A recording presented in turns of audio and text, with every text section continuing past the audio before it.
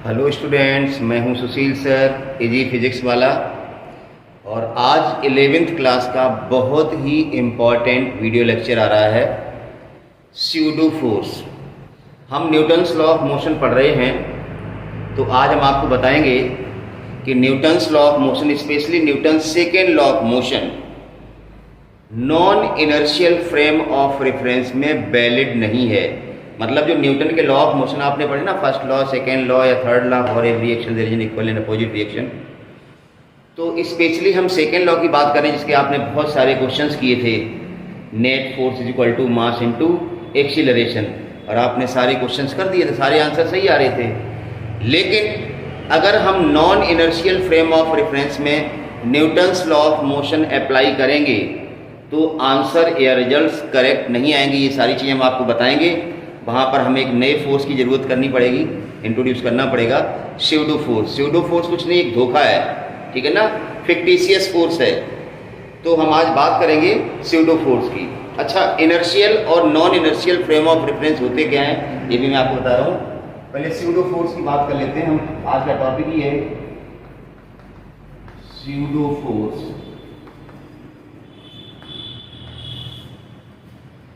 देखिए, frame of reference का मतलब आपको पता है कि ऑब्जर्वर जहां से मोशन ऑब्जर्व कर रहा है उसी को हम फ्रेम ऑफ रेफरेंस कहते हैं। जैसे ऑब्जर्वर रेस्ट में है, मतलब उसका एक्सीलरेशन जीरो है, वेलोसिटी जीरो है, तो ऑब्जर्वर कहलाता है inertial frame of reference. Inertial का मतलब देखो, दो तरह के होते हैं।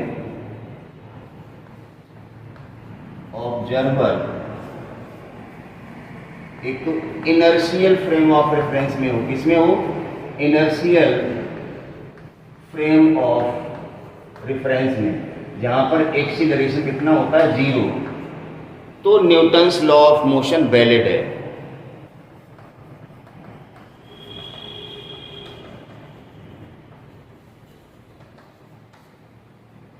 क्यों, अभी हम जितने ऑब्जर्वेशन कर रहे थे जमीन पे खड़े थे, हम रेस्ट में थे, मतलब इनर्शियल फ्रेम ऑफ रेफरेंस में थे, Newton's law of motion apply कर रहे थे, हमारे रिजल्ट बिल्कुल सही आ रहे थे। लेकिन अगर बात करें non inertial frame of reference, non inertial frame of reference मतलब जहां पर एक्सीलरेशन जीरो नहीं है, मतलब एक्सीलरेटेड फ्रेम ऑफ रेफरेंस।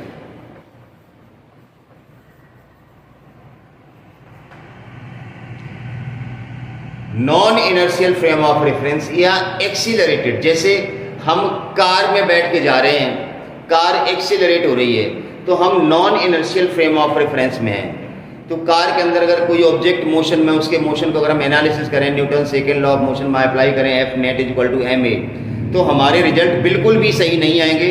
इसका एग्जाम्पल हम बताएंगे आपको, ठीक है ना। तो रिजल्ट को सही करने के लिए हमें एक फिक्टिशियस फोर्स की जरूरत पड़ी, जिसको हम कहते हैं स्यूडो फोर्स।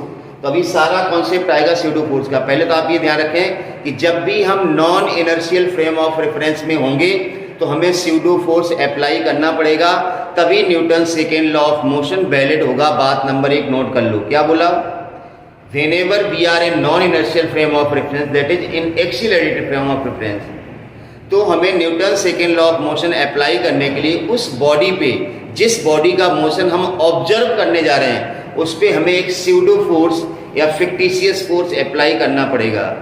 वो स्यूडो फोर्स क्या होता है, जिस फ्रेम ऑफ रेफरेंस में है, देखो हम स्यूडो फोर्स का फॉर्मूला बताते हैं, F pseudo minus M into A. A का मतलब है acceleration of the frame of reference जिसमें ऑब्जर्वर है। मोशन कौन ऑब्जर्व करेगा, ऑब्जर्वर। तो ऑब्जर्वर है कहां, किसी इनर्शियल फ्रेम ऑफ रेफरेंस में तो होगा नहीं, नॉन इनर्शियल होगा, तभी हम स्यूडो फोर्स लगाएंगे। तो non inertial frame of reference का जो एक्सीलरेशन है वो आएगा यहां पर acceleration of non inertial frame of reference, M mass of object, minus sign क्या इंडिकेट कर रहे हैं यार, कि pseudo force always acts the direction of acceleration of frame of reference. Frame of reference का एक्सीलरेशन जिस डायरेक्शन में होता है उसके अपोजिट डायरेक्शन में स्यूडो फोर्स लगता है। मतलब उस फ्रेम ऑफ रेफरेंस का जो एक्सीलरेशन है वो बॉडी को अपोजिट डायरेक्शन में ट्रांसफर कर दो और उस पर फोर्स एक लगा दो, F बराबर ma। माइनस का मतलब क्या, अपोजिट डायरेक्शन में।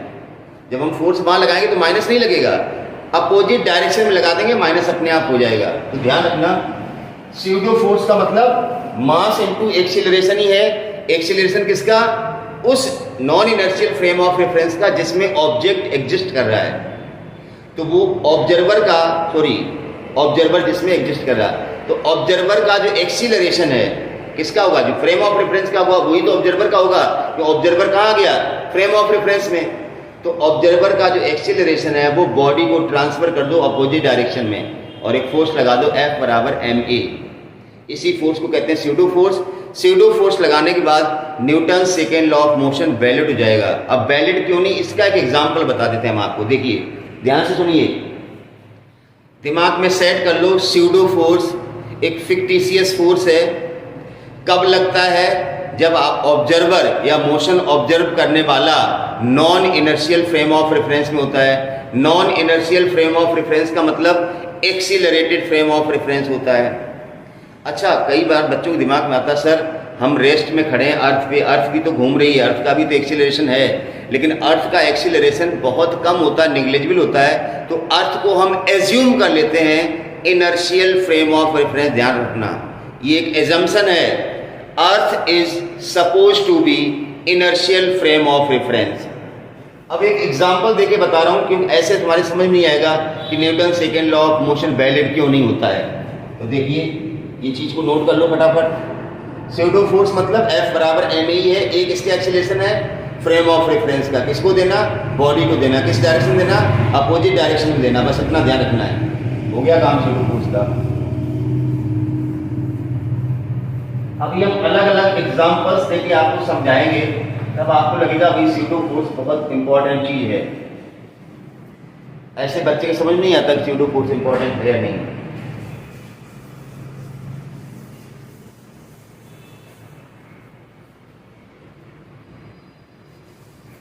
देखो मान लीजिए एक लिफ्ट है, ऊपर की ओर जा रही ए एक्सीलरेशन से, इसके अंदर एक स्ट्रिंग है और एक ब्लॉक है जिसका मास m है। इस ब्लॉक पे लगने वाला वेट mg आपको पता, नीचे लगेगा, टेंशन किधर लगेगा, उधर। अब इस ब्लॉक पे लगने वाला टेंशन हमें निकालना सकते। अब हम ऑब्जर्वर यहाँ है, ऑब्जर्वर अर्थ पे है, ऑब्जर्वर इसको ऑब्जर्व कर रहा है, तो ऑब्जर्वर क्या देखेगा, T ऊपर लग रहा है, mg नीचे लग रहा है, एक्सीलरेशन ऊपर। तो इक्वेशन क्या आएगी, T minus mg is equal to ma। ये आपको हमने पढ़ाया है, तो T बराबर आएगा, मतलब इस स्प्रिंग में टेंशन mg प्लस ma आएगा। मतलब यहाँ पर कोई स्प्रिंग बैलेंस लगा हो या कोई वेइंग मशीन हो तो वो इतना वेट पड़ेगी, ठीक है ना। अब अगर ये ऑब्जर्वर इसके अंदर आ जाए, ध्यान से देखना, अभी ऑब्जर्वर इस लिफ्ट के अंदर आ गया, लिफ्ट वहीं जा रही है इसे, अब ऑब्जर्वर इसके अंदर आ गया बेटा। अब लिफ्ट ऊपर जा रही है, ऑब्जर्वर लिफ्ट के अंदर है, ऑब्जर्वर लिफ्ट के अंदर है और लिफ्ट ऊपर जा रही है। तो ध्यान से देखिए वही चीज, mg नीचे, टेंशन ऊपर। अब ऑब्जर्वर को लिफ्ट का एक्सीलरेशन 0 लगेगा, क्यों, क्यों लिफ्ट के अंदर ही ऑब्जर्वर आ गया। बाहर खड़ा था तो दिख रही थी लिफ्ट ऊपर जा रही है, अब वो लिफ्ट के अंदर ही आ गया, तो लिफ्ट ऊपर जा रही है, वो भी तो ऊपर जा रहा है। तो अब ऑब्जर्वर को लिफ्ट का एक्सीलरेशन एक्चुअली कितना लिखेगा, 0। अब इक्वेशन क्या बनेगी, T minus mg is equal to 0, T बराबर mg। ये देखिए आप, अब ऐसा तो नहीं हो सकता है ऑब्जर्वर बाहर खड़ा है तो यहाँ टेंशन अलग आए, ऑब्जर्वर इसके अंदर। ऑब्जर्वर का इस टेंशन से क्या लेना देना, टेंशन तो यहाँ पर किसकी वजह से, इसके वेट की वजह से है ना। वही लिफ्ट है, वही स्ट्रिंग है, वही ब्लॉक लगा है, वही लिफ्ट ऊपर जा रही है, इस केस में भी इस केस में भी, तो दोनों टेंशन अलग अलग कैसे हो सकते हैं? ये तो सही है, ये तो आपने पढ़ रखा है, ये सही है। ऑब्जर्वर जब लिफ्ट के अंदर पहुंच गया तो ऑब्जर्वर के रिस्पेक्ट में लिफ्ट का एक्सेलरेशन कितना हो गया? जीरो। जीरो का मतलब T बराबर mg आएगा। तो टेंशन कम थोड़ी हो सकता है, उस स्ट्रिंग से तो वही ब्लॉक लटका जो पहले लटका था, तो टेंशन कम कैसे हो गया भाई? टेंशन तो वही रहेगा ना। ऐसा नहीं लिफ्ट पहले ऊपर जा रही तब नीचे आ रही इसलिए टेंशन कम हो गया। इसका मतलब यहां कुछ गड़बड़ है, यहां कुछ गड़बड़ है। अब आता है स्यूडो फोर्स का कॉन्सेप्ट। हमने क्या बताया था? जब आप non inertial frame of reference में हो, अभी आप कहां हैं? Non inertial frame of reference में हैं, क्योंकि एक्सीलरेटेड फ्रेम ऑफ रेफरेंस है ना, लिफ्ट एक्सीलरेट हो रही है और आप लिफ्ट के अंदर हैं। इसका मतलब आप किस फ्रेम ऑफ रेफरेंस में हैं? Non inertial frame of reference में है। तो हमने क्या बताया था? जो फ्रेम ऑफ रेफरेंस का एक्सीलरेशन है वो बॉडी को ट्रांसफर कर दो अपोजिट डायरेक्शन में और फोर्स लगा दो m इंटू ए की डायरेक्शन क्या होगी? Opposite to the frame of reference acceleration. तो देखिए ये तो गलत हो गया, अब इसको सही कर रहा हूं मैं यहां पर, देखो सही कर रहा हूं। इसका एक्सीलरेशन ए था लिफ्ट का ऊपर, तो इस पर एक स्यूडो कितना लगेगा? m e। ये स्यूडो लगा दिया। मैंने भी क्या बताया था? आप लिफ्ट के अंदर हैं, तो लिफ्ट के अंदर हैं, आप non inertial frame of reference में हैं, तो आपको क्या करना पड़ेगा? स्यूडो फोर्स इस पे लगा दो। किस डायरेक्शन में? ए ऊपर है ना, उसके अपोजिट डायरेक्शन में एम ए टेक दो, और एम जी नीचे लग रहा था, टी ऊपर था। अब इक्वेशन बना के देख लो। अब आप अभी भी अंदर ही हैं फ्रेम ऑफ रेफरेंस के, इसका मतलब आपके रिस्पेक्ट में लिफ्ट का एक्सीलरेशन अभी भी जीरो। इसका मतलब ऊपर वाला फोर्स नीचे वाले फोर्स बैलेंस होंगे। तो अब इक्वेशन क्या है? T बराबर mg प्लस ma। सही आ गया? तो स्यूडो फोर्स कुछ नहीं है, ये सब आप भूल जाओ। आपको क्या ध्यान रखना कि जब observer non inertial frame of reference में हो, मतलब जो फ्रेम ऑफ रेफरेंस एक्सीलरेट हो रहा है उसके ऊपर आप बैठ गए, तो आप कहां बैठे हो? Non inertial frame of reference में। तो जो फ्रेम ऑफ रेफरेंस का एक्सीलरेशन जिस डायरेक्शन में है उसके अपोजिट डायरेक्शन में एक F बराबर ma फोर्स लगा दो, तो अब आपकी न्यूटन की इक्वेशन सही आएंगी। बस इतना सा ध्यान रखना है। समझ गए ना?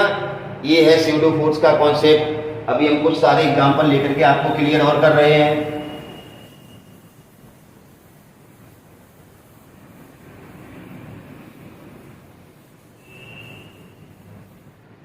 स्यूडो फोर्स का मतलब समझ में आ गया? ये एक एक्सीलरेशन से जा रहा है कोई चीज, आप इसके ऊपर अगर बैठ गए हैं, इसका मतलब ये m मास की अगर बॉडी है और आप इसके ऊपर हैं, एक्सीलरेशन इधर है, ये m मास है, तो इसके ऊपर स्यूडो फोर्स इधर लगेगा ma। बस इतना चीज हमने सिखाया तुम्हें, ये दिमाग में बैठा। आप अगर एक्सीलरेटेड फ्रेम ऑफ रेफरेंस में हैं तो बॉडी का जब मोशन आप ऑब्जर्व करेंगे उस फ्रेम ऑफ रेफरेंस से जिसका एक्सीलरेशन ये है, तो आप बॉडी के ऊपर एक अपोजिट डायरेक्शन में, एक्सीलरेशन के अपोजिट डायरेक्शन में फोर्स लगा दो ma। यही फोर्स स्यूडो फोर्स कहलाता है। अब आप धड़ाधड़ न्यूटन की इक्वेशन इसमें लगाओ, ठीक है ना? तो स्यूडो फोर्स का मतलब समझ में आ गया है। चलिए अब हम कुछ एग्जाम्पल्स ले रहे हैं बढ़िया जो अक्सर एग्जाम में आते हैं और वो बहुत ही इंपॉर्टेंट कॉन्सेप्ट हैं, ध्यान रखिए, ठीक है ना? जैसे कार्ट पेंडुलम प्रॉब्लम। गाड़ी के अंदर पेंडुलम लटका है, गाड़ी एक्सीलरेट हो रही है, तो आप अंदर गाड़ी है तो आप पेंडुलम को कैसे देखेंगे? ध्यान रखना, ये सारे जो कॉन्सेप्ट मैं बताने जा रहा हूं ये आपके कॉम्पिटिटिव एग्जाम में आते हैं। तो सबसे पहला है pendulum cart problem. Pendulum cart problem. Pendulum cart problem आपके समझ में आ गया हो मैं क्या पढ़ाने जा रहा हूं। गाड़ी के अंदर नहीं लटका रहता पेंडुलम, कई बार यार की चैन लटका लेते हैं, ऐसे करके हिलता रहता बेचारा। अब देखिए ये कार्ट है, मान लो ये पेंडुलम है, कार्ट का एक्सीलरेशन ए है, इसका मास m है। अब इसका मोशन ऑब्जर्व करना। आप अगर कार्ड के अंदर हैं, कहाँ है आप? कार्ड के अंदर है, कार्ड जा रही है,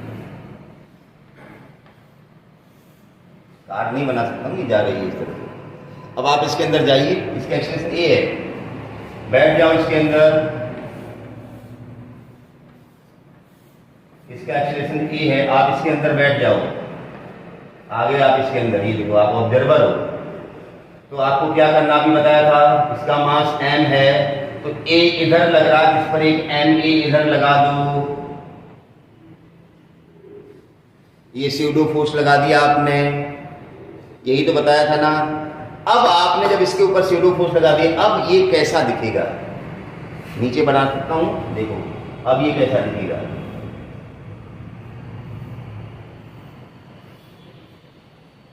चलिए दिख रहा है अभी।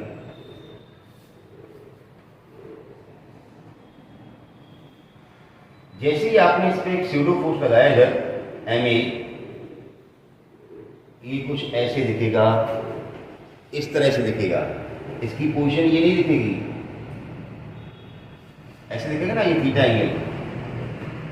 भाई ये काट जा रही है एक्सीलरेशन से, इसके अंदर एक पेंडुलम लटका है, आप कार्ड के अंदर पहुंचे, मतलब आप non inertial frame of reference पहुंचे, तो आपको ये पेंडुलम इधर दिखेगा, क्योंकि आपने इसके ऊपर स्यूडो फोर्स लगाना है। तो पेंडुलम पे जैसे ही इधर स्यूडो फोर्स लगाओगे, पोजीशन पेंडुलम की हो जाएगी,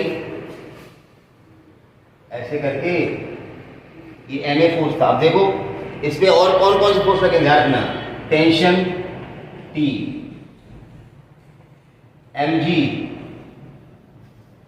नीचे mg आएगा, ये टेंशन T है, इसको ऐसे कर लो, ये एंगल थीटा, तो ये भी थीटा होगा, यहाँ क्या आएगा, यहाँ आएगा T cos थीटा, यहाँ आएगा T sin थीटा।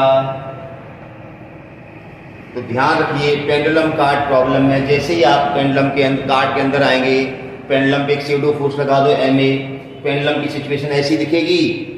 अब ma तो इधर लग रहा है, ये ma जो है ना इधर लग रहा है, ये ma स्यूडो फोर्स है, जैसे ही ma लगेगा तो पेंडुलम की पोजीशन ऐसी हो जाएगी ना, तो स्ट्रिंग में टेंशन T इस डायरेक्शन में आएगा, T cos theta, T sin theta, और mg नीचे की ओर। इक्विलिब्रियम में बैलेंस करो सारे फोर्सेस को, तो T sin थीटा किससे बैलेंस होगा, T sin थीटा बैलेंस होगा ma से, और T cos थीटा किससे बैलेंस हो रहा है, mg से। डिवाइड कर लो, डिवाइड जब करोगे T से T कट जाएगा, tan थीटा बराबर क्या आएगा, a/g, तो a बराबर आ जाएगा g tan थीटा, ये चीज याद करनी है बस।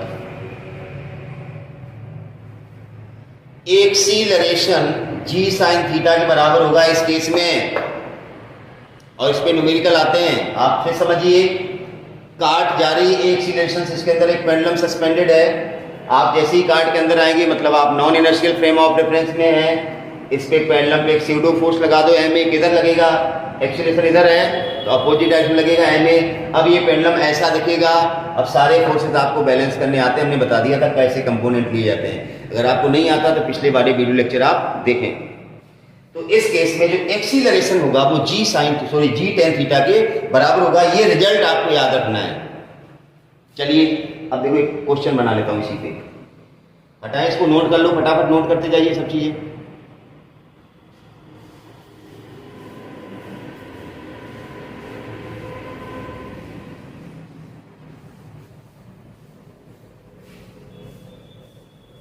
चार पांच बढ़िया बढ़िया कॉन्सेप्ट आते हैं इसमें, और ज़्यादा कुछ नहीं है, वो कॉन्सेप्ट सारे समझ लो आप, मैं समझा रहा हूँ आपको, आपका काम हो जाएगा।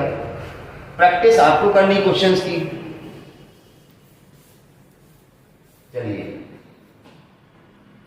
मान लो ऐसे छोटे मोटे क्वेश्चन आते हैं, एक पेंडुलम है, ये 30 डिग्री का एंगल बना रहा है, कितने डिग्री का एंगल बना रहा है, 30 डिग्री का एंगल बना रहा है, और एक्सीलरेशन इसका निकालना है। बन गया क्वेश्चन। नीट में तो ऐसे ही क्वेश्चन सारे आते हैं, 30 डिग्री का एंगल बना रहा है। अब आपको पता, अगर ये 30 डिग्री का एंगल बना रहा है, अभी आपको बताया था ए बराबर, फार्मूला क्या होता है, जी टेन थीटा, मिलेगा जी टेन थर्टी। टेन थर्टी की वैल्यू बताओ भाई, 1/√3 जी बाई √3। आप चाहें तो जी की वैल्यू डाल सकते हैं, तो 10/√3 आ जाएगा इस तरह से। चलिए दूसरा केस लेते हैं। ये था कार्ट पेंडुलम प्रॉब्लम पे आपको कॉन्सेप्ट बता दिया। पेंडुलम थीटा एंगल से इनक्लाइन ऐसे हो जाएगा, मुड़ जाएगा थोड़ा सा, mg नीचे लगेगा, mg cos थीटा कैंसिल, सब आपको कंपोनेंट लेने आते हैं।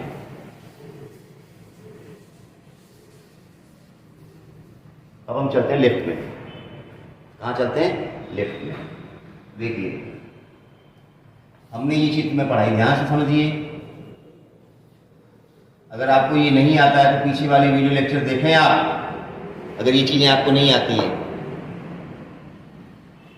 मान लो ये M2 है ब्लॉक, ये M1 है ब्लॉक, ये नीचे आ रहा है एक्सीलरेशन से, ये ऊपर जाएगा ऑब्वियसली है। जिस एक्सीलरेशन से नीचे आएगा उसी से ऊपर जाएगा, इतना तो पता ही है ना आपको। अब स्ट्रिंग में टेंशन T लिया था हमने, इधर आएगा M2G, इधर आता था। अब अगर आपको याद है तो A और T के फार्मूले बताओ मुझे, बोलिए। हमने बताया था A बराबर M2 minus M1 upon M1 plus M2 into G, और T बराबर था 2M1 M2G अपॉन, ये रिजल्ट हुआ करते थे। अगर आपको ये नहीं आता है तो हम लॉज ऑफ मोशन के 2 वीडियो लेक्चर डाल चुके हैं। इससे पहले वहाँ फ्री बॉडी डायग्राम बनाया था, कैसे Newton second law of motion लगाते थे। हम यही तो सिखाने जा रहे हैं कि इस स्थिति में, इस सिचुएशन में हमने न्यूटन लॉ ऑफ मोशन लगाया था सेकेंड लॉ, और ये रिजल्ट आया था, रिजल्ट सही है। अब अगर इसी चीज को हम लिफ्ट के अंदर डाल दें, लिफ्ट से लगता है लिफ्ट मोशन में है, फिर आप लिफ्ट के अंदर बैठ के देखें इसको। अभी तो आप जमीन पे खड़े हैं, जमीन क्या है? Inertial frame of reference. आपने Newton second law of motion लगाया, आपके रिजल्ट सही आ गए। अब हम क्या कह रहे हैं? इसी चीज को, हमारा कहने का मतलब ये है, सेम चीज अब लिफ्ट के अंदर है।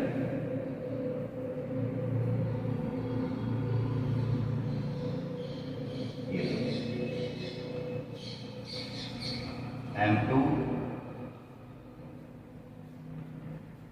और M1। अब आप लिफ्ट के अंदर चले गए, लिफ्ट का एक्सीलरेशन A है, आप खड़े हो जाओ, कोई यहां खड़े हुए हैं, चुपके से लिफ्ट के अंदर हम खड़े हो गए। अब हम कहां हैं? Non inertial frame of reference में। ध्यान दो, पहले ये T था, ये T था, ये M2G था, ये M1G था, ये तो सब तो सही था। अब हम जैसे ही लिफ्ट के अंदर गए, लिफ्ट का एक्सीलरेशन ऊपर की ओर A है, तो हमें इन दोनों ब्लॉक्स पे स्यूडो फोर्स लगाना पड़ेगा नीचे की तरफ। उसके बाद न्यूटन की इक्वेशन वैलिड होंगी। तो लगाइए स्यूडो फोर्स। इस पे स्यूडो फोर्स कितना आएगा? M2A। थोड़ा सा बड़ा कर लें इसको, क्या थोड़ा सा बड़ा कर लेते हैं भाई, दिखने में थोड़ी दिक्कत आ रही है। ये लो, थोड़ा सा बड़ा कर लेते हैं।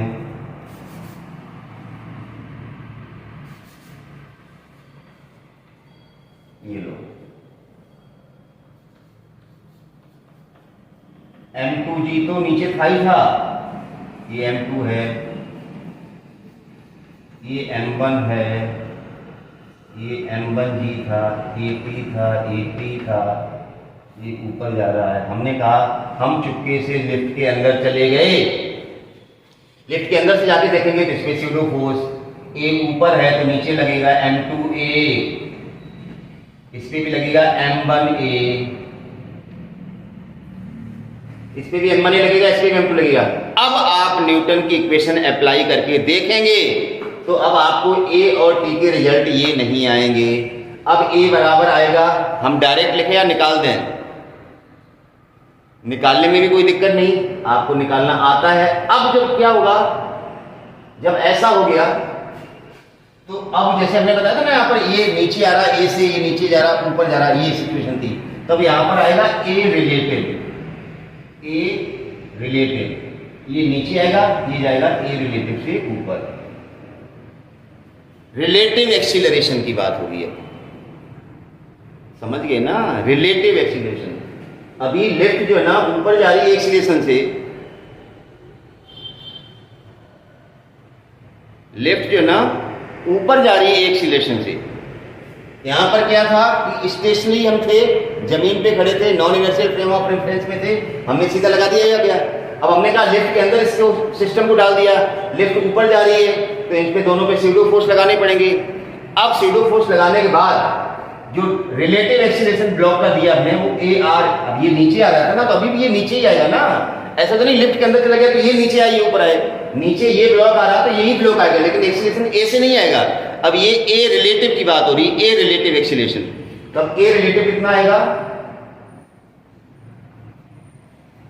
ये एक्सीलरेशन याद है, m2 minus m1 upon m1 plus m2, और g की जगह आ जाएगा g प्लस ए। अभी हम करके भी बता देंगे आपको। इसी तरह से T बराबर आएगा, ये आया था अभी 2m1 m2 upon m1 plus m2, सिर्फ g था, अब आएगा g प्लस ए। अब आपकी ऐसी इक्वेशंस आएंगी। अब आप कहें तो मैं इसको सॉल्व करके बता देता हूं, जैसे वहां किया था। मैं एक निकाल के बताता हूं, नहीं तो आपको लगेगा पता नहीं ये कहां से आ गया। इसको हटा दिया मैंने, देखो हम ये बता रहे क्या से आया, इसको छुपा लो, इसको देखो m2 का फ्री बॉडी डायग्राम देखो, ये m2 है, एक नीचे लग रहा है m2a और एक नीचे लग रहा है m2g, ऊपर लग रहा है t और रिलेटिव एक्सीलरेशन है नीचे दिया। इक्वेशन क्या बनेगी, m2a प्लस m2g, डायरेक्ट कर लो ना, m2 कॉमन ले लो यार, a प्लस g कर लो, डायरेक्ट m2 कॉमन ले लो, g plus a minus t is equal to m2 a relative, m2a। अब ऐसे m1 की इक्वेशन बनेगी तो t ऊपर है ना, तो t माइनस m1 कॉमन ले लो, g plus a is equal to m1 a relative, दोनों को ऐड कर लो, t से t गया, a रिलेटिव कॉमन आ जाएगा, m1 प्लस m2, यहाँ से t से t कट गया, g plus a common, m2 minus m1 g plus a, तो a बराबर क्या आएगा, a रिलेटिव, ये नीचे भेज दो, m2 minus m1 upon m1 plus m2 और g प्लस a। कहने का मतलब यही आएगा। तो हम ये बताना चाहते हैं, जब बॉडी लिफ्ट के बाहर था ये सिस्टम, तब a और g के फार्मूले अलग थे। जैसे ये सिस्टम लिफ्ट के अंदर गया, लिफ्ट एक्सीलरेट हो रही है इसे, तो आपको लिफ्ट के अंदर जाना, स्यूडो फोर्स लगाना है और वही कंसेप्ट लगाना, ए रिलेटिव ही आएगा। अच्छा, इसमें एक बहुत इंपॉर्टेंट चीज पूछी जाती है, आपने ब्लॉक का रिलेटिव एक्सीलरेशन निकाल दिया, टेंशन निकाल दिया, एग्जाम में पूछा जाता है find the acceleration of the block 1 और block 2 with respect to ground, with respect to ground. ध्यान देंगे, एक मिनट ये हटा रहा हूं मैं, आप नोट करते जाइए, अगर आपको करना है तो, कॉन्सेप्ट सीखना है तो, नहीं तो बाप बैठ रहो। देखो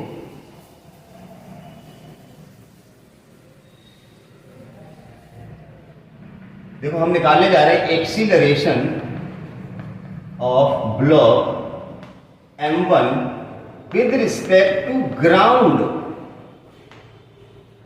मतलब g1 एक्सीलरेशन ग्राउंड के रिस्पेक्ट में पहले वाले ब्लॉक का, मतलब m1 वाले ब्लॉक का। m1 वाले ब्लॉक को गौर से देखिए आप, a रिलेटिव किधर है, ऊपर, और लेफ्ट का एक्सीलरेशन किधर है, ऊपर, फिर a g1 आएगा a r plus a relative plus a relative plus a। ऐसे ही एक्सीलरेशन ग्राउंड के रिस्पेक्ट में दूसरे का कितना आएगा, दूसरे को देखो, इसको a रिलेटिव नीचे और a ऊपर है, तो ए रिलेटिव माइनस ए, ये दोनों रिजल्ट इंपॉर्टेंट हैं। फिर से आप देखिए, हमने इस सिस्टम को लिफ्ट के अंदर डाला, लिफ्ट ऊपर जा रही थी, हमने स्यूडो फोर्स लगा दिया नीचे दोनों पर। स्यूडो फोर्स लगने के बाद जो एक्सीलरेशन ब्लॉक्स के थे, यहाँ पर हमने ए लिया था ना, ये ए, यहाँ पर आ गया ए रिलेटिव बस, और हमने ए रिलेटिव निकाल दिया। उसी कॉन्सेप्ट से जैसे यहाँ ए निकालते थे, उसी कॉन्सेप्ट से यहाँ ए रिलेटिव निकाल दिया। ये हमने प्रूव करके बताया। अब मैंने क्या बताया लास्ट में कि ए रिलेटिव तो बच्चा निकाल देता है, पूछा जाता है एक्सीलरेशन ऑफ द ब्लॉक 1 या block 2 with respect to ground पूछा जाता है।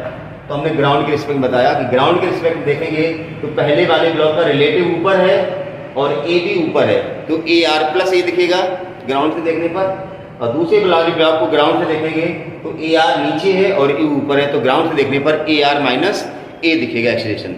चलिए इस पर एक न्यूमेरिकल कर लेते हैं। बहुत ही अच्छा कॉन्सेप्ट है ये, इस पर एक न्यूमेरिकल करते हैं।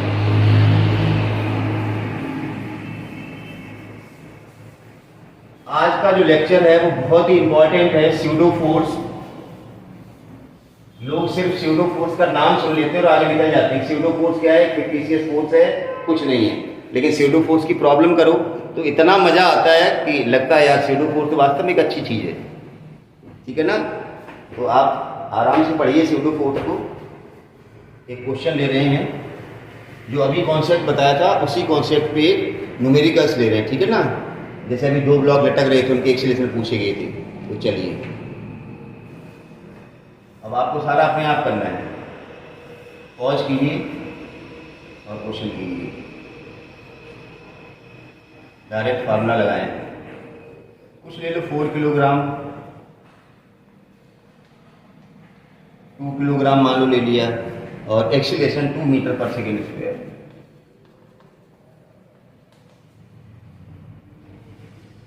निकालिए। अब हमने भी क्या बताया था? ए रिलेटिव एक्सीलरेशन का फार्मूला क्या था?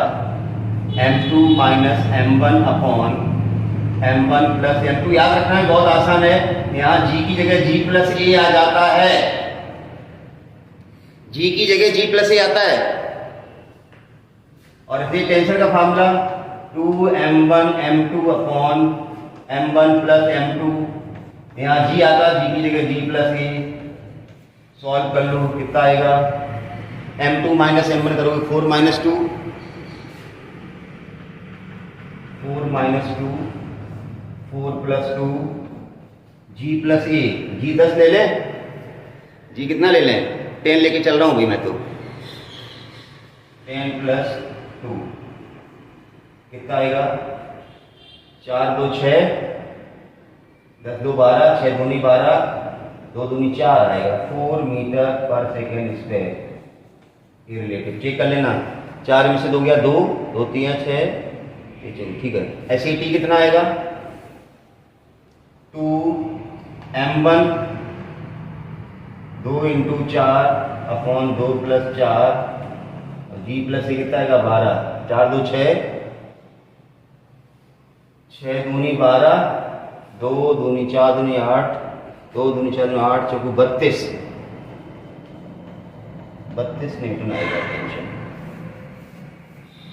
ध्यान रखना, ये टी, ये 32 न्यूटन आएगा। समझ गए ना? अगर यहां स्प्रिंग लगा दें,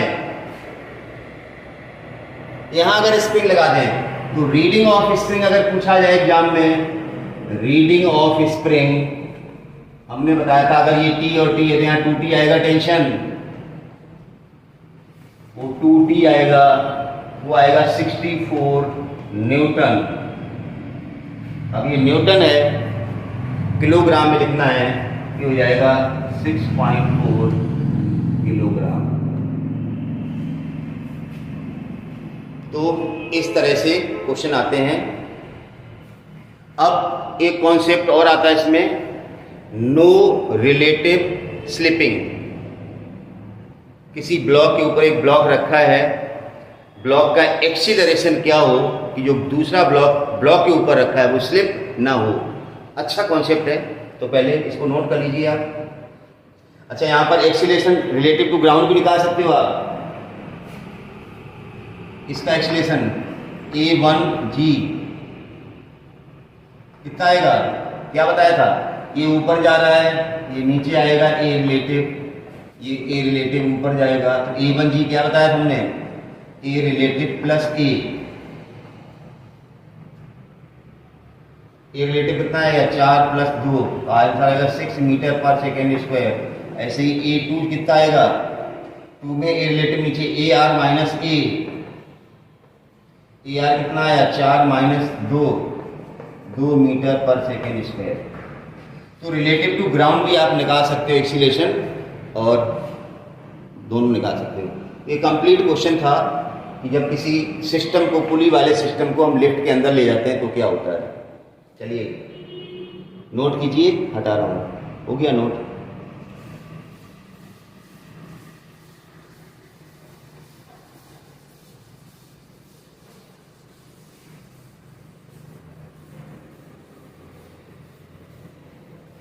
अगला कॉन्सेप्ट बहुत ही अच्छा है, मैंने बताया था problem based on no relative slipping, no relative slipping, body slip ना हो, नो रिलेटिव स्लिपिंग। देखिए कैसा क्वेश्चन बन सकता है, जैसे मान लो मैंने बताया, ध्यान समझिए, ये ब्लॉक है, इसका मास m है, इसके ऊपर आपने एक छोटा ब्लॉक रख दिया, ऑब्वियसली ये तो स्लिप करेगा। अब क्वेश्चन ये आता है कि इस पे हम कितना फोर्स लगाएं, कितना, what minimum force applied on the block so that this block remains stationary. समझ गए ना, ये जो m है ना, ये m for what minimum force block m does not slip, ये वाला ब्लॉक स्लिप न हो, ऐसा क्वेश्चन आता है। तो देखिए क्या करना है, हमने इस पे फोर्स लगाया, इसका एक्सीलरेशन हमने a ले लिया। अभी मैंने क्या बताया था, आप तुरंत इसके ऊपर आ जाओ, आ गए हम। इसका एक्सीलरेशन जैसे ही हमने a किया तो इस पे ब्लॉक पे एक स्यूडो फोर्स लगेगा, कितना लगेगा, अपोजिट डायरेक्शन में ma। इतनी बात समझ में आ गई कि नहीं आ गई, और इतनी बात समझ में आ गई होगी। अब सबसे पहली इक्वेशन तो बनेगी F बराबर, आपने फोर्स लगाया और पूरे सिस्टम का एक्सीलरेशन a है, तो F बराबर आएगा m प्लस m इंटू ए। तो ये तो बात फिक्स है। अब हमें ये एक्सीलरेशन निकालना है, एक्सीलरेशन। देखिए कंडीशन देखो, ये ब्लॉक स्लिप ना हो, स्लिप किसकी वजह से होगा, अगर ये एंगल थीटा, ध्यान दीजिए, इसलिए नीचे की तरफ फोर्स क्या लगेगा, हमने बताया था mg साइन थीटा लगता भाई मेरे, mg नीचे आता था, mg कॉस थीटा इधर आता था और साइन इधर आएगा, और इधर कौन सा फोर्स लगेगा,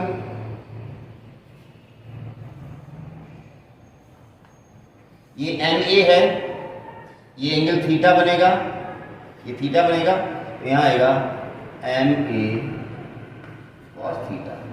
ध्यान से समझिए, सबसे पहला काम क्या है, इस ब्लॉक पे आपने स्यूडो लगा दिया, a एक्सीलरेशन था तो ma स्यूडो लगा दिया, स्यूडो का एक कंपोनेंट इधर जाएगा ma cos थीटा, और इसका जो वेट का कंपोनेंट है mg sin थीटा इधर आएगा। स्लिपिंग कब नहीं होगी, जब ये दोनों कंपोनेंट बराबर हो जाएंगे। For no slipping ma cos theta equal to mg sin theta, m से m कट गया, तो a बराबर आ जाएगा g sin theta upon cos theta, मतलब फिर कोई रिजल्ट, इंक्लाइंड प्लेन पे कोई ब्लॉक रखा है तो नो स्लिपिंग के लिए जो एक्सीलरेशन आएगा a बराबर को कितना आएगा, g tan थीटा आएगा। अब आप यहां रख दो f बराबर, हमने बताया था m plus n into a था, ए की वैल्यू डाल दो m प्लस m और ए की जगह g साइन थीटा। तो ये मिनिमम फोर्स है फॉर नो स्लिपिंग। एक दो कॉन्सेप्ट और बताते हैं, नोट करते जाओ। हर चीज इतनी इंपॉर्टेंट है, इतने बढ़िया बढ़िया क्लास क्वेश्चन लाए हूं आपके लिए कि जिसकी कोई हद। आप नोट करिए। अब देखिए इनक्लाइंड प्लेन अगर नहीं है,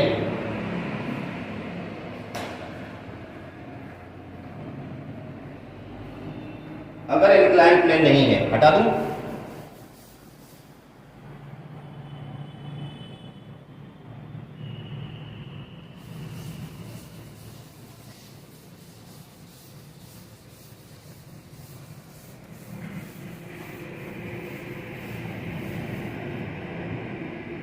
जबरदस्त क्वेश्चन अगला वाला,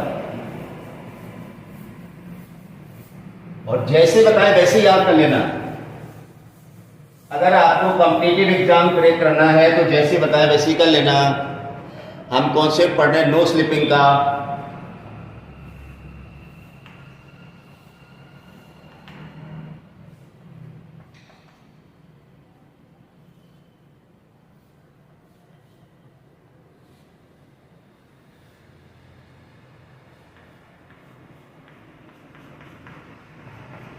बहुत ही बढ़िया क्वेश्चन है। m1 m2, यहां पर भी for what value of f no slipping, for what value of f no slipping. वही क्वेश्चन है, किसने यहाँ f का वैल्यू हो कि नो स्लिपिंग हो, ठीक है ना। एक्सीलरेशन सिस्टम का a ले लो, ये ब्लॉक पे फोर्स लगाया ना, तो सिस्टम का एक्सीलरेशन कितना ले लिया हमने, a। सिस्टम का एक्सीलरेशन a ले लिया, तो सबसे पहला काम क्या होता है, इक्वेशन बनाओ। F बराबर ब्लॉक का मास m plus m1 plus m2 into a, equation number 1। अब हमारा मेन काम क्या होता है, ये निकालना। पीछे वाली इक्वेशन में तो a बराबर जी टेन थीटा आया था, इसी तरह से काट और पेंडुलम वाले में भी a बराबर जी टेन थीटा आया था। यहाँ a कितना आएगा, यहाँ पर a कितना आएगा, यहाँ देखो a बराबर जी टेन थीटा को कुछ ऐसे सॉल्व करेंगे। यहाँ पर आपको याद करना है, एंगल आपको दिख नहीं रहा है तो टेन थीटा आप निकालोगे कैसे, तो टेन थीटा का फिक्स है m1 अपॉन m2। आप क्या ध्यान रखें, फोर्स, जो फोर्स लग रहा है जिस लाइन पे, उसके जो परपेंडिकुलर ब्लॉक है वो ऊपर आएगा, दूसरा वाला ब्लॉक नीचे आएगा। याद कर लो, a बराबर जी टेन थीटा, यहाँ टेन थीटा नहीं दिख रहा है तो आपको a बराबर जी टेन थीटा की जगह क्या आएगा, फोर्स जिस डायरेक्शन लग रहा है उसके जो परपेंडिकुलर ब्लॉक है वो ऊपर आएगा, m1 अपॉन m2। तो a की वैल्यू डाल दो तो f बराबर आपको मिल जाएगा, f बराबर m plus m1 plus m2 और इंटू जी m1 अपॉन। इस तरह से आप इस टाइप का क्वेश्चन भी कर पाएंगे। एक और कॉन्सेप्ट बढ़िया एकदम खतरनाक, हटा दें फिर आपका कोई भी क्वेश्चन नहीं बचेगा। सारी चीजें नोट करते जाइए। अगर आपने साइंस किसी मकसद से ली है, आपने साइंस अगर किसी मकसद से ली है कि हमें 12th के बाद कुछ करना है, तो आपको अभी से कमांड करना है 11th से ही, ठीक है ना। उसके लिए ये चीज़ें बहुत ज़रूरी हैं। और सिर्फ पास होना है तो आपने साइंस ही क्यों ली, आर्ट्स ही ले लेते, दिक्कत क्या थी, समझ गए ना। चलिए क्वेश्चन बढ़िया है थोड़ा सा। एक ये ब्लॉक है, इसके ऊपर एक दूसरा ब्लॉक रखा है स्मॉल m, ये m, सिस्टम का एक्सीलरेशन a मान लिया हमने। इस पे फोर्स की नहीं, यहाँ कुछ अलग तरीके से पूछा गया है। यहाँ पर एक पुली लगा दी है और यहाँ पर हुक है, ऐसे कुछ बना दिया।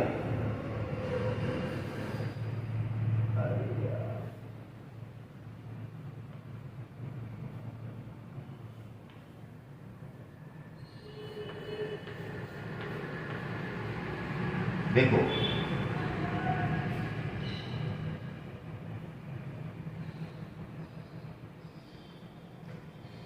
ये कोई सरफेस है, इस पे एक पुली कनेक्ट कर दी, ये ब्लॉक रखा है, ब्लॉक के ऊपर एक ब्लॉक है, यहाँ हुक लगा है, इस m0, अब m0 की वैल्यू बढ़ाएंगे ना तो ये m0 क्या करेगा, इसको खींचेगा पूरे सिस्टम को, और ये लगा ना हुक, m0 की वैल्यू जैसे एक सर्टेन वैल्यू से ज्यादा होगी तो इसको खींचेगा।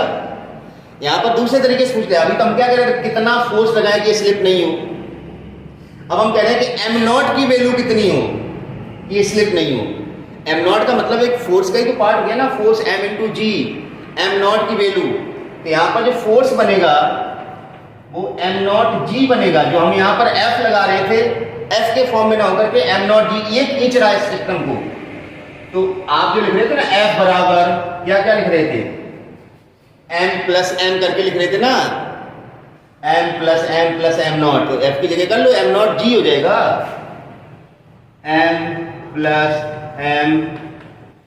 m0 a,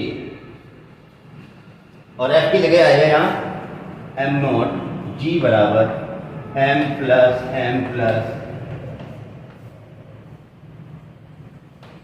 कर लो सवाल। अब क्या करना है आपको, a की जगह क्या लिखना होता है, g tan थीटा, क्योंकि एंगल कितना है थीटा यार, m0 g बराबर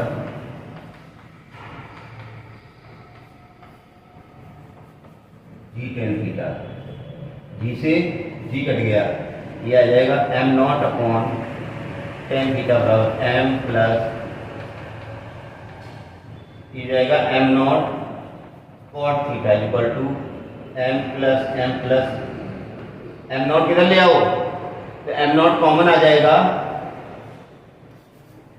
m0 कॉमन आ जाएगा, क्या बचेगा, cot theta minus 1 equal to m plus,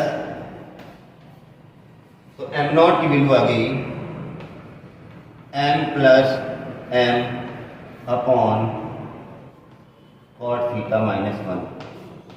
बहुत ही जबरदस्त क्वेश्चन है कि m0 की वैल्यू क्या हो, ये ब्लॉक नो स्लिपिंग हो, ये ब्लॉक इसके ऊपर रखा है वो स्लिप ना हो। तो हमने आज स्यूडो फोर्स का कॉन्सेप्ट बताया कि स्यूडो फोर्स बेसिकली होता क्या है, फिर हमने वहाँ पर एग्जाम्पल देके बताया कि Newton second law of motion में स्यूडो फोर्स के बिना वो वैलिड ही नहीं होता है, इसलिए हमें स्यूडो फोर्स की ज़रूरत पड़ी। फिर हमने कार्ट पेंडुलम प्रॉब्लम पढ़ी, फिर हमने पुली सिस्टम को लिफ्ट के अंदर ले गए, फिर हमने नो स्लिपिंग के कॉन्सेप्ट पढ़े, उसमें हमने 2-3 अलग अलग तरह के क्वेश्चन पढ़े। तो उम्मीद है कि आपको स्यूडो फोर्स का कॉन्सेप्ट समझ में आया होगा। तो ये लॉज ऑफ मोशन का तीसरा वीडियो लेक्चर था। कंटिन्यूअसली वीडियो लेक्चर आते रहेंगे, आप देखते रहिए, समझ पा रहे ना, आप सारे वीडियो लेक्चर देखते रहिए। जिन्होंने पीछे के वीडियो लेक्चर नहीं देखे, उनको पता ही नहीं ए और टी निकालते कैसे पुली के केस में, उनको क्या समझ में आएगा। तो आप पीछे जाइए, पहले फ्री बॉडी डायग्राम सीखिए, ए और टी निकालना सीखिए, उसकी आगे की कहानी यहाँ शुरू होती है स्यूडो फोर्स की। तो बहुत ही मज़ेदार टॉपिक था स्यूडो फोर्स, और जो प्रोबेबल कॉन्सेप्ट थे, जो वेरिएशंस थे स्यूडो फोर्स में, हमने आपको बताए। इनको ध्यान रखना, आपके बहुत काम आएंगे, ठीक है ना। तो चैनल को देखते रहिए और अपनी पढ़ाई करते रहिए, ठीक है ना। बिल्कुल नो मस्ती लो लापरवाही, ठीक है ना, लापरवाही बिल्कुल नहीं करनी है, पढ़ाई तो करनी ही पड़ेगी। तो कॉपी पेन लेके बैठा करो जब भी आप वीडियो देखते हैं, पहले समझ लें, उसके बाद पॉज कर लें स्क्रीन को, आप अपने नोट्स बना लें, तो आपके लिए ज़्यादा फ़ायदेमंद होगा। फिर आपकी मर्जी भाई, आप जैसा करना चाहें। तो चलिए देखते रहिए, वीडियो का लगातार आ रहे हैं, सीक्वेंस में ही आ रहे हैं, तो इसलिए आपको ज़्यादा ढूंढने की भी ज़रूरत नहीं है। Thank you for watching.